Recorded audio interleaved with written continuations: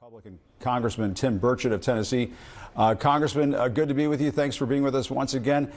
Let's talk about these cabinet choices. What's your sense of how things are going so far? What's your priority in terms of getting some of these nominees through confirmation hearings in the coming weeks? Well, I'm delighted with them, Jim. This is what America voted for. They voted for change. We were going off a cliff economically every other way. Our borders were awash, 14 million people to come over in the last 4 years, the fentanyl crisis, and already with the talks of tariffs, you're seeing the president of Mexico backing off and telling we're gonna work on shutting the border down. So I think it's working very well.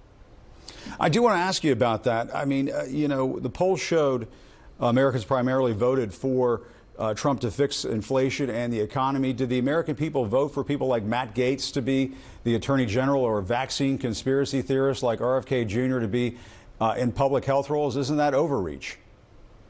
No, nobody would take the fight to the corrupted Justice Department that's been weaponized against Americans like Matt Gaetz. Everybody knows that.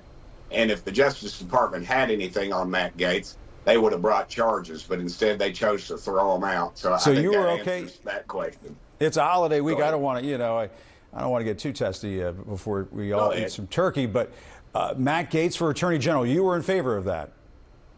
Absolutely. I thought he would have been an excellent choice.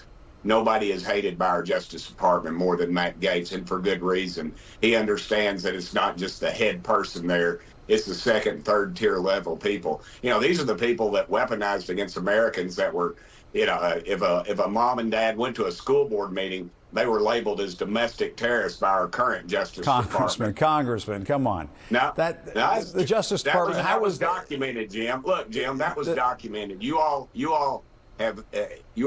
made your case for Kamala Harris, and America did not buy it. America firmly, overwhelmingly endorsed Donald Trump in these changes that he's going to make. Matt Gaetz didn't make the cut, unfortunately, and we have an excellent lady in that's going to be in that position. So once again, I think Trump won, and Matt Gaetz is probably going to go off and make millions of dollars. All right, let's talk about tariffs. Trump has proposed a 25% tariff on all products coming from Canada and Mexico. He's framed it as a consequence for drugs and migrants coming across the border. I do want to mention this to you. Mexico, who you mentioned, has been working with the Biden administration to crack down on the border in recent months.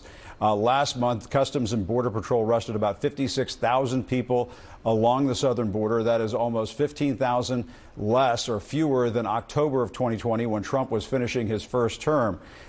As you know, Congressman, arrests on the southern border are down. Is this really the best way to get cooperation at the border, slapping tariffs on products coming in from these countries? Absolutely. President Trump is a businessman. He understands. Look, Jim, only thing I can really compare it to, when I was in the state Senate back in Tennessee, or in the state house, I raised the speed limit. I asked for 85 and I took 70. I'd actually brought Peyton Manning to the House floor the week prior. I probably could have gotten 100 miles an hour and passed communism the next week. You know how popular Peyton is. But the reality was, he asked for a lot. You know what you can live with, and that is the art of the deal. That is negotiating with a businessman, and that's something that this country needs. We need somebody negotiating. Yeah, but there's already talk of retaliatory measures coming from countries like Mexico if Trump moves ahead with these tariffs.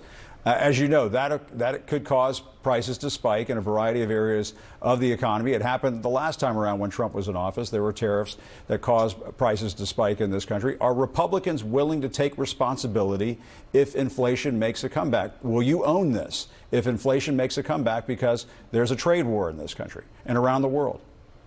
Absolutely, because tariffs, what would happen if we were to get Trump's complete plan? Somebody making $100,000 would take home $100,000. The IRS would have to go out and get a real job somewhere, and our economy would flourish because jobs would be created in this country. And Mexico kills over 200 people a day with fentanyl. It's time we start calling them on the table. All right, Congressman, 300,000 children. You and I have talked about this before. The fact check on this, though, is that the majority of the fentanyl that comes into this country comes in through legal ports of entry. I mean, all of our viewers at home can go look this stuff up. It comes across legal ports of entry. A vast majority of the people who are arrested for for bringing fentanyl across the border are U.S. citizens. What? Well, does it matter? It flows through. We know it flows from China to Mexico into our border. The border is porous. 14 million people are coming over. So you're telling me you know what each and every one of those is carrying in those backpacks? Come on, Jim. You know it, and I know it. I mean, fentanyl's coming over our Mexican border. That's why the Mexican president right now spoke yesterday about the need for border security, and they're going to bring the fentanyl thing under control. I suspect very soon. Well, it's just like the president of Mexico has also talked about there's very much going to be the possibility that there are going to be retaliatory tariffs coming in from Mexico. You may see that happening from Canada. We talked to an economic expert yesterday who said this could result in higher fuel prices. You were just saying earlier that you're willing to take ownership of this if this results in a trade war that causes inflation to spike. Aren't you worried about what's going to happen in the upcoming midterm elections if that happens? I mean, inflation is what helped Donald Trump get back into the White House.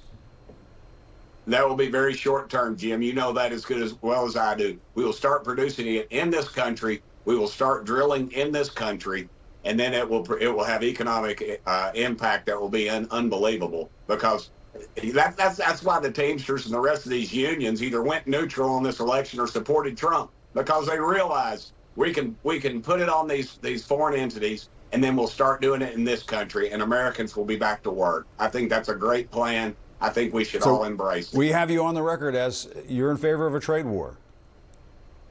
If it comes down to it, if it saves American lives, 200 Americans a day, Jim. We've lost more people to fentanyl than we did the Vietnam War, and Washington's allowed it. 14 million people, 300,000 children sold into who knows and what horrible hell they're enduring right now. That's on me and you. That's on this White House. Trump's going to clean it up. You know it. I know it. The American people know it. That's why he won this election. Yeah, right. But I was just saying the data does show, again, the vast majority of the fentanyl that comes into this country comes through legal ports of entry. That is something you could look up.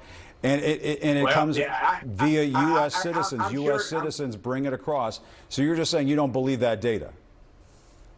No, I don't believe that data. You don't know what those 14 million people that came over our border, we don't know where they were. We don't even know how they got here except on our southern border. They're carrying the drugs in. They're muling it in. You know it. I know it. That's a bogus statistic that you all keep putting out, and nobody is buying it, because if they bought it, you'd be talking about President-elect Kamala Harris right now and not Donald Trump.